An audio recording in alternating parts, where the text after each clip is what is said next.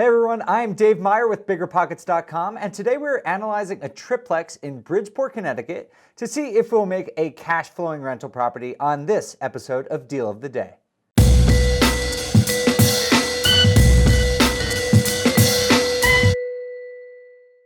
Thanks for joining us today, guys. Today's Deal of the Day was submitted by BiggerPockets member Alex Velez in Bridgeport, Connecticut. And Alex gave us a ton of information about this deal, which is super helpful. He's hoping to be a first-time homeowner in a month or so, but he's asking us for some help to analyze the deal. So let's see what we got. The house was built in 1953. The first and second floors each have a 3-bed, 1-bath unit. The attic and basement have a full bath and 1 bedroom. Even though Zillow says it's 5 bedrooms, it's actually 7 bedrooms, which doesn't even include the 1 bed and full bath in the basement, making it a total of 8 bedrooms and 4 baths. The first floor hot water tank and furnace are 2 years old. And lastly, hardwood floors throughout the house. Looking at the financing, Alex is going to use a VA loan in combination with a CHFA grant to put $0 down. Also with CHFA grant, Alex can benefit from their $10,000 closing cost assistance, which is at 0% interest for 30 years for veterans. Great job, Alex. The seller will contribute $5,000 towards closing. So in combination with his VA closing cost assistance, Alex is actually coming out of pocket $0 for closing costs. The purchase price for the house is $295,000. The interest rate on the mortgage is going to be 3.5%, which is a great rate. Okay, let's look at the income. The first floor and second floor are each generating $1,250 in rent. The third floor gets $900 in rent, for a total of $3,400 per month. Alex also gave us an awesome spreadsheet showing the full numbers. As you can see, it has everything you'd want to include in a model breaking down your deal. Okay guys, so that's what we have. And now it looks like Alex has this thing pretty much figured out, but we're gonna run these numbers through our BiggerPockets rental calculator to double check and see the future projections of this deal as well as the current expenses and income. But before we do, please take a moment to like and share this video. It really helps us stand out on YouTube. We love making this stuff for you guys, and if you can give us a like or a share, it will help us keep providing the best real estate investing content out there. Also, guys, just for sticking around and watching the deal of the day today, we are offering 20% off our Pro membership. That is 20% off for the lifetime of our Pro membership, which is an awesome deal. Now, I do want to stress and remind everyone that BiggerPockets is a free resource, and you can learn pretty much everything you need to know in order to be successful in real estate from BiggerPockets, but there are a few advantages to upgrading to Pro. With a Pro membership, you'll have exclusive access to the BiggerPockets marketplace to look for off-market and investor-friendly deals you can't find anywhere else. Use advanced networking features on BiggerPockets.com to find your next client, partner, or investor. Locate local investors by zip code and meet the people you need to grow your business.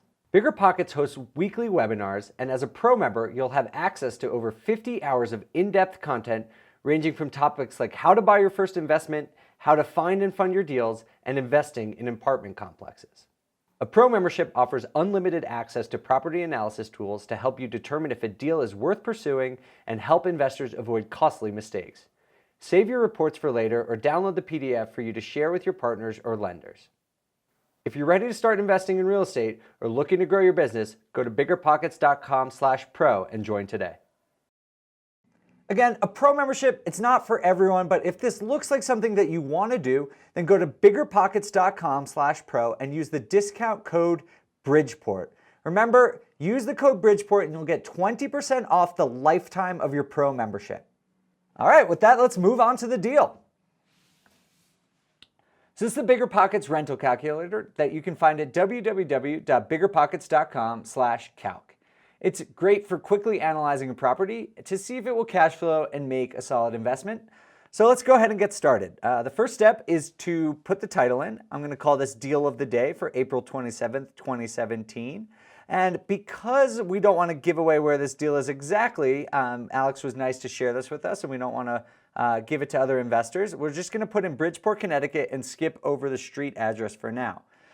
Next, put in the annual property taxes, which is $9,756 per year. You can also put in an MLS number and a property sales description, but we're going to skip over those for the purposes of this video. Click Next to continue entering information. Alex shared that the purchase price is $295,000. Alex does not intend to make any repairs to the property, so the after repair value is the same as the purchase price, $295,000. Because Alex is using a CHFA grant loan and a VA down payment assistance program, he's actually putting $0 down on purchasing closing costs. And let me just say this, a lot of people at BiggerPockets ask all the time about how to invest with little or no money down. And Alex is giving a great example of how to do this. Use the resources out there. Not everyone is a veteran and can use a VA loan, but you can look at grant programs like CHFA to see if you qualify for assistance on purchasing your first home. The estimated repair cost is going to be $0. Now it's time to put in the loan information. First, we'll ask you if you're going to make a cash purchase and if a loan is even necessary.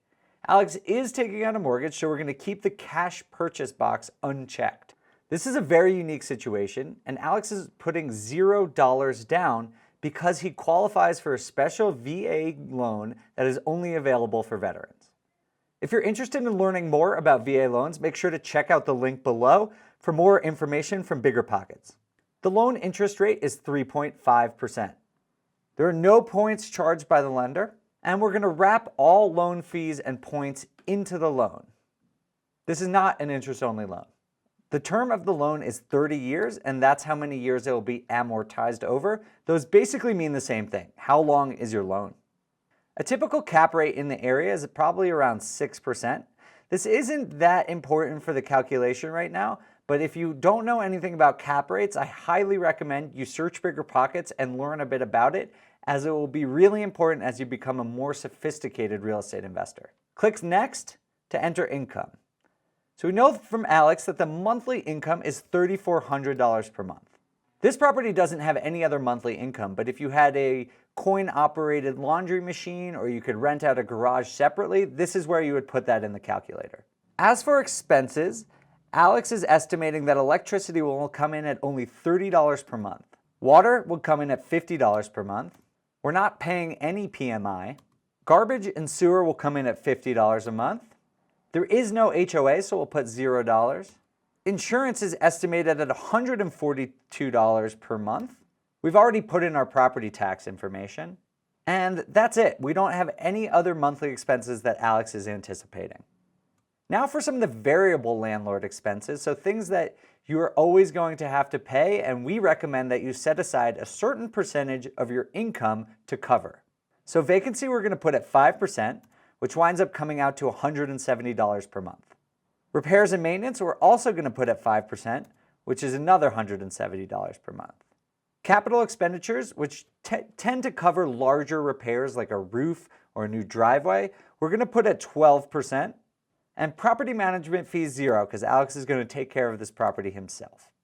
Now it's time to estimate what you think the property is going to do. I highly recommend making conservative estimates for growth. If you're wrong and the property grows really quickly, that's great, but you want to make sure that you're covered even if there isn't a lot of growth in the next few years.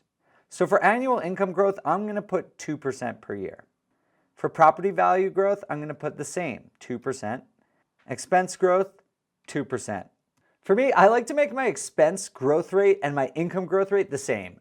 If people are able to pay more rent and I can raise rent, and if my neighborhood and property are appreciating, I have to assume that my expenses are also going to go up. Contractors are going to charge me more. The goods and tools that I need to buy to do repairs are also going to start costing more. So for me, I think it's wise to always have your expenses equal or higher than your growth projection for your income and your appreciation.